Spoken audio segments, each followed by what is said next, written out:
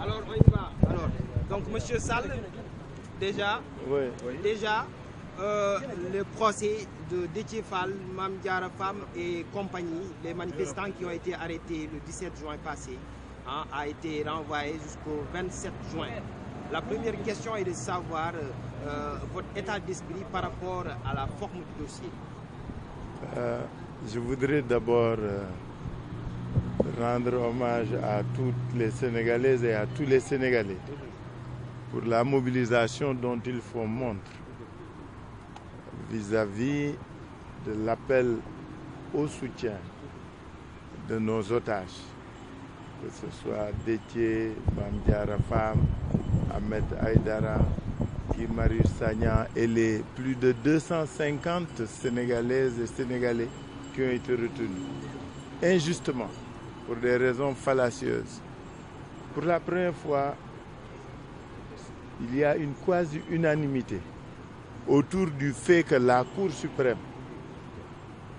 en ne nous suivant pas, venait pour la dernière fois d'anéantir le peu de crédibilité qui restait à la justice sénégalaise. Parce que vous vous êtes rendu compte qu'en moins d'une semaine, le Conseil constitutionnel s'est dédié au niveau de décisions qu'il avait prises. Et là, c'est la Cour suprême qui vient vraiment pour une dernière fois de ne plus avoir la confiance des Sénégalais. C'est dommage que nos camarades aient été arrêtés pour ces raisons-là. C'est inacceptable, inqualifiable et injustifiable. Il s'y ajoute ce qui se passe aujourd'hui. Le parquet et le gouvernement ont tout fait pour transformer ces otages en détenus et prisonniers politiques. Parce que c'est ça la vraie signification de la décision d'aujourd'hui. Pourquoi? D'abord, on interpelle des députés qui sont en session sous le couvert d'un flagrant délit. C'est un flagrant délit continu parce qu'ils sont arrêtés depuis lors. On devait les juger aujourd'hui pour des raisons fallacieuses. Parce que quand on nous dit qu'ils sont plus de 100, ils ont un problème de salle. Certains avocats nous l'ont rappelé. Il aurait suffi, il aurait fallu que le tribunal prie sur lui de vider les 200 autres cas prévus et de traiter les cas de nos camarades dans l'après-midi, dans une autre salle. C'est un problème de salle. Ce n'est pas des problèmes techniques, non, c'est un problème de salle, un problème logistique. C'est inacceptable, c'est difficilement compréhensible. Donc c'est pourquoi je parlais de détenus politiques en même temps d'être des otages. Mais cela conforte, renforce notre état d'esprit et le leur, notre détermination à continuer le combat puisque nous allons le gagner, Inch'Allah, nous en sommes certains. Ma wax sénégalais rek ni li nga ma laaj sànq dafa nekk loo xam ni dafa betteetul parce que dernier rempart bi nga xam ni moom la justice du Sénégal doonoon dafa rot bi conseil constitutionnel defee la mu def cour suprême def li mu def tey keroog gëmati leen wala wóolu leen day jafe lool parce que ñoom ñi nga xam ne ñoo waroon di ir di aar fi mu ne dafa mel ni ils sont aux ordres et puis su ngeen seetloo li gën a grave mooy le ministre de la justice se comporte en procureur gis nga saa yu génnee wax rek xam leen dans quel sens le parquet et la justice vont aller da ngeen di jàpp loolu da ngeen ko dégloo di leen seet loolu saa yu problème amee c'est le ministre de la justice qui se prononce et en fonction de ce qu'il dit c'est ainsi que le cours de la justice va suivre. Donc loolu moo tax suñu camarades yi léegi dañ leen def ay otages parce que dañ doon ay députés que ce soit Déthié, que ce soit Mame Dara, que ce soit Abdou Bara Dolly, que ce soit Ahmed Aïdara, que ce soit les deux Guy Marius Sagna et les 200 autres camarades liñ leen teyee tey dootul flagrant délit li gars yi naan flagrant délit continue lay nuru parce que tey raison bi ñu évoqué pour reporter ko naan dañuy def séance spéciale ak dañuy wut salle xam nga dëgërul parce que soo fekkee problème mu salle dong la muy 200 cas flagrant délit ñëpp xam nañ ne lu gaaw la donc mënoon nañu def ñële ñi jiitu ñu def leen 100 yi ñi ci def ñu dem salle 4 boobu ñu wax salle 4 boobu mën nañ fa dem liggéey fa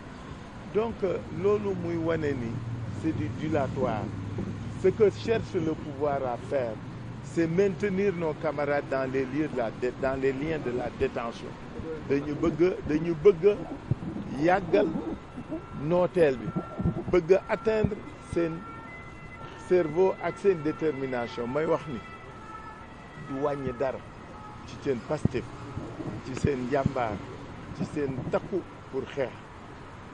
parce que li ñu gëm mooy ñoom ñu ngi ci dëgg mais dañu bëgg Sénégal gépp jàpp ci li nit ñi def le 17 déjà dañ ko rafetlu parce que le 17 jour bañ la woon nit ñi génn nañu xeex nañ ñu waat leen le 29 incha allah je suis certain que daañu génn mais liy teew mooy suba le concert bi ñu woo gars yi tey ci guddi xam nga ñu ngi ci fête de la musique nañu defal concert gars ñu xam ni réew mi askan wi dañu sonn dañu tàyyi dañu dammata daañ ko wane ñuy wax tey su 20 heures jotee ñii nañu nekk ci mbedd mi ak ci tali bi nañu klaxon ñii ci kër yi dañu tëgg sabar ba mu ko noppi assemblée jaaxalu la ci mbir mi ndax malaanu kiir laay ay député yoo xam ne dañ leen teg la ko est-ce que malaan boobu am na njëriñ ko wax ma rek kañ la assemblée jóg défendre député lii leen ña bokk ca majorité ba wax leen ma Sénégal gépp témoin lañ kañ la ñu mas jàppale ab député bu bokkul ci majorité donc même député bu nekk en mission assemblée voilà ma ngoog bokk donc xam nga kii député la xam na ko mais quand yi weesu yëpp rek wax leen ma kañ la assemblée mas jàppale député jamais donc c'est-à-dire dama bëgg nit ñi xam fi ñu toll ci ñun état d'esprit dañu xaaratul dañu yaakaaratul dara ci gaañ yi xam nga li ñu wóor ànd ak askan wi xeex jàmmarloo parce que li ñu bëgg nag ñoo koy jox suñu bopp ci kàttanu yàlla loolu la ñu gëm léegi parce que fépp foo xam ni ci lépp loo xam ni ci noo xam ni waroon nañ ko wéeroo jàppoo yaakaar ni loolu war na mën jouer rôle ci état bi ak ci réew mi lépp narmeelu na léegi ñun dong ñoo fi des moo tax ñuy rappeler Sénégalais suñu détermination à continuer le combat jusqu'à la victoire ci kàttanu yàlla na nit ñi génn ngoon na nit ñi génn le 29 ñun ñu ngi woon ci Déthié tey ak Mame Diarra Fam ak xale yi suba àjjuma ñu ngi ak Ahmed Aïdara après mardi ñu ngi ak Ziguinchor ak Guy Marius Sagna c'est-à-dire dañ koy xeex ba mu mat sëkk te di ñaan askan wi ñu ñëw génn ci suñu gaañu nag dégg naa leen ñu naan dañuy gars yooyu est-ce qu'ils sont audibles xam nga déggatu leen dañuy làqatu ci force de défense et de sécurité force de défense et de sécurité rôle am mooy défendre askan wi ak réew mi kenn amul droit di braquer force de défense contre le peuple qu'ils sont censés défendre qu'elles sont censées défendre excusez-moi